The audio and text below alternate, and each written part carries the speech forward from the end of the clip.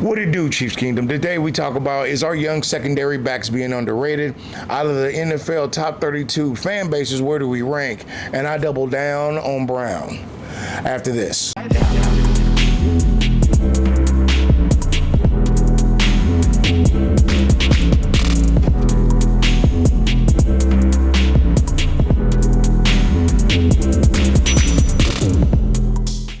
Everybody out there, Chiefs Kingdom YouTube, it is your boy Big Chief Shawn, man. Yeah, it's been a little bit, I don't care, I still miss y'all, hope y'all missed me. But before we get started on any of the issues we about to talk about, if you could just do me a favor, hit the like and subscribe button, I would truly appreciate it. We're still on that road to 1,000, and I would damn appreciate your patronage. Just hit that like and hit the bell button, and you'll get more of your boy like this. You know, I'm reading Arrowhead Pride. I don't know P. Sweeney personally. I've met him a few times. He's a good man. But I read Arrowhead Pride, and just a few weeks ago, there's some things going around underrating the secondary that we got. A lot of people forgot about, you know, all the good defensive picks that we picked, you know, in the draft. And I'm just wondering, like, are they being underrated? They may be undervalued. All these new young rookies coming onto the team, and there's no really clear set leader. I mean, a lot of people want to say Jones, but I say Vinay. I mean, and I get that. I would get your point of having that opinion on why Jones is that important. I'm not here to bash him. That's not what this is about. Not even close. What this is about is just everybody's so worried about what Mahomes and the offensive and the wide receivers are going to do this season. It's like that defense is just an afterthought. And in the draft, when we were so developed into the defense, it got me to worrying a little bit. You know what I mean?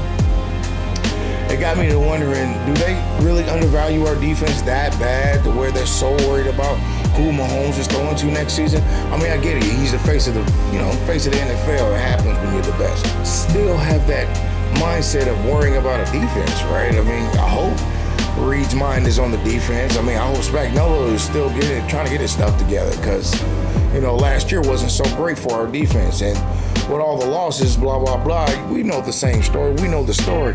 I just wonder that with so much of the media having our eye on our offense, do we really have our eye on our defense? Just looking at the roster now, I mean, look at the players that we have with Joshua Williams and DeAndre Baker and L'Jarius Sneed, and now with Trent McDuffie. It's just, you would think our defense would get a little bit more recognition. You know what I mean? Everybody thinks Chris Jones is the second coming of Aaron Donald himself. And I know everybody's a little question on Frank.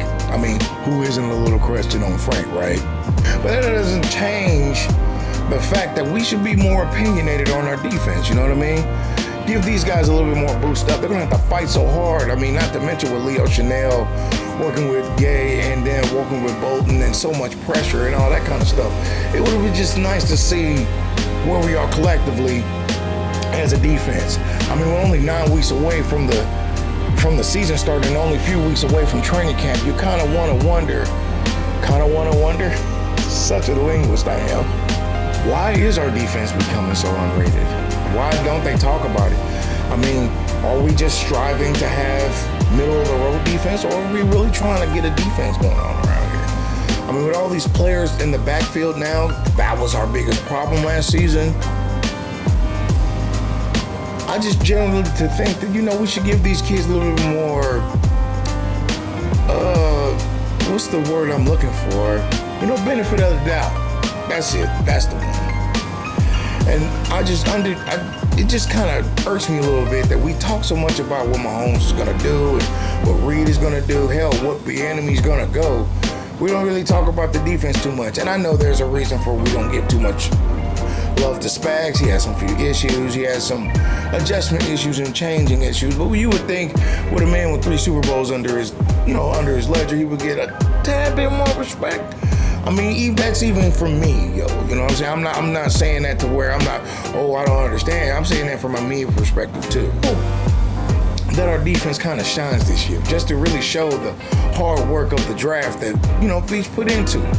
Matter of fact, you tell me down in the comments below, is there somebody in the defense you're really, really, really hoping just shines this year, just to not only make you right, just to prove the defense is there not only to help Mahomes win, but to help the team succeed? He's the golden child. He is the gold. He's the chosen one. And all he needs to do is fly and take bullets out of people's chests. Just for a little while now and then, it'd be nice to just see the defense get put up on a pedestal a little bit. Now, talking about putting on a pedestal, if you haven't seen it, the NFL has did a top 32 list of the top 32 fan bases in the NFL. I guess done by executives or people who tailgate everywhere. I don't know how you would even determine that. I mean, obviously there are determining factors of what makes a real fan base or a really lovable fan base. I mean, there has to be factors. I mean, attendance, support, general characterization or people as a general, you know what I mean? Me doing my tailgate videos is a testament of what a fan base really can be. Shout out to everybody, Chiefs Kingdom. Close to this, there's disastrous,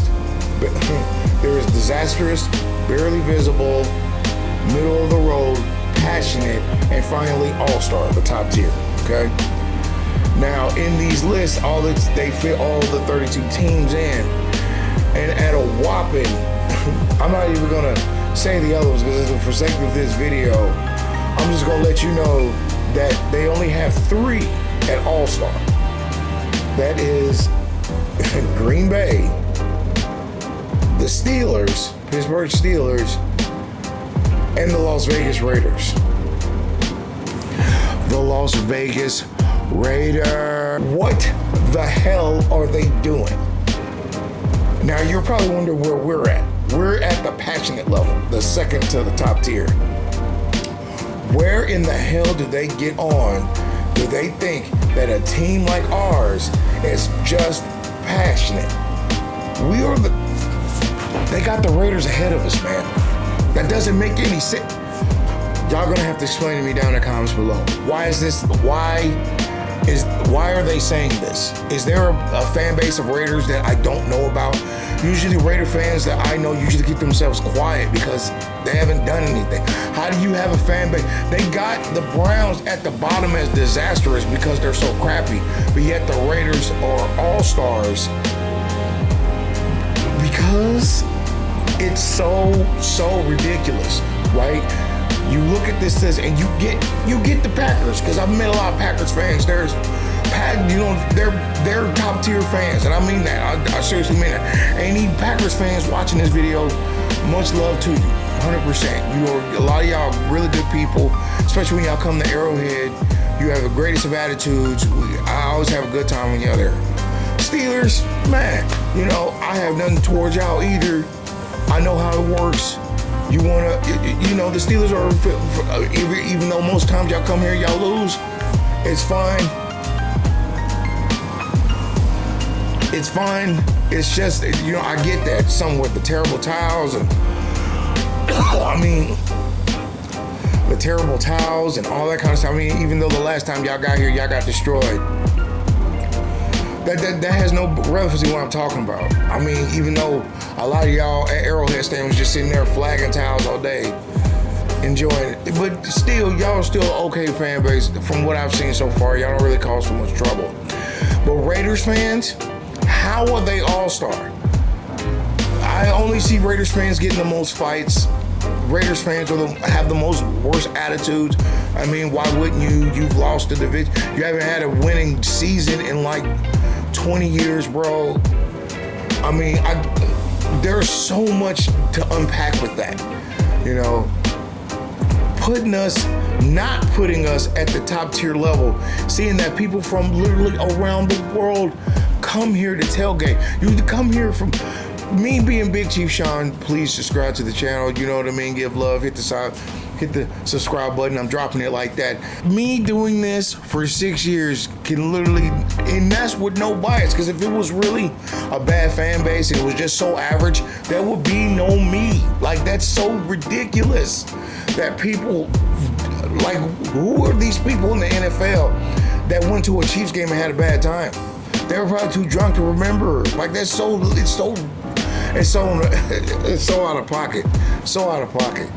Y'all really tell me down in the comments below if you do believe there's a bigger fan base, or do you think we're loud? Are we an all-star fan base? Please let me know. I would really like to know your opinion on this. Now, finally, I know a lot of y'all dreading this. I've stated my opinion earlier, so I'm just gonna keep it real, and we're just gonna get it out of the way. Now, obviously, the biggest thing going around in the sports world, especially in the Chiefs media of all forms, and that's, to my RGR brothers, Steve and Gooch, everybody that I associate with in the Chiefs media world of any kind, the biggest thing that everybody's talking about right now is the Orlando Brown signing. Should we sign him? Should we put him on a tender? How do I feel? You thinking to yourself, Big Chief Shawn, you're usually kind of honest. How do you feel about it? Now, the last time I talked about Orlando Brown, I said do not pay him. And of course, obviously with the 10 people who watch these videos, the thing is, no, we should not pay him. Seeing at the fact that he only played here for a season and people already give him money, already kind of shows you where everybody's at about this. And I know I got a lot of people who have more followers than me saying, go ahead, pay him. What if we don't have anybody? Who are we going to replace him with? You know what? That's a good question. Maybe we should find out. In the NFL, a lot of players have become really out of pocket about how much money they deserve. Now, I'm not saying they don't deserve the money, but to act like the money won't come to you is kind of crazy, especially when your profession is to play athletic sports. People like to see your face on television and commercials and podcasts and all this kind of stuff. It's just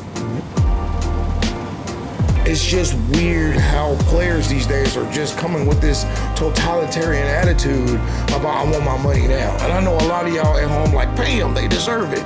They beat themselves up,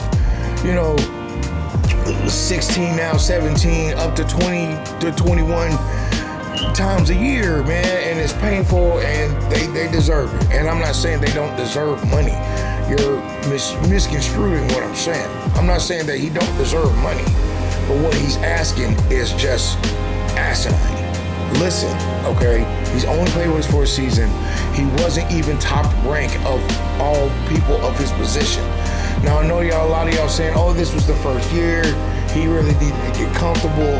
He is going to do better next year. Okay, then that's why you pay him a tender of money so he can do it next year, and then we'll pay him. Because if we can pay him now, we can pay him later. And the whole thing is, it's a patient man's game.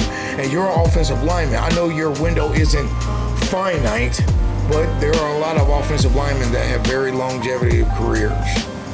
And especially what you're asking, you were asked the kind of money like Chris Jones was mentioning, you already know how I feel about him. The whole point of what I'm making is, why are people not giving him a chance to prove himself before we pay him? That's why the negotiations are stalling out, because he has not brought enough product to say, hey, I deserve this kind of money. I deserve to get paid like this. No, you don't, bro. The AFC Championship alone kind of attests to what he's not doing his job. Let him do his job first, and then maybe we can sit here and go, oh, he can't do this, oh, he can't do that. But if we're gonna play that game of he's only been here a year, he hasn't proven himself, he only been here a year, he hasn't time to be good, why are we giving him that year to pay him more money? It just doesn't make any sense. You can't have both, man. That's literally trying to get your cake and eat it too. And you didn't even cook it. You didn't even add the filling, do the little crochets people like. He doesn't need to be on the team. I'm not saying that he does not need to be paid, but he does not need to get paid $23 million a year. Stop it. Stop it. No. All I'm saying is, give it a little time. Let's give this a year. Pay him a good fat amount of money. You act like a tender is like chump change. That's literally money going right to your account. Give the man the money. Let him prove himself for a year, and then there will be no problems. I will be the first one to eat crow, man. But he got to prove it this year. Like, it's ridiculous. All the runaround he was doing too. Like, come on, man.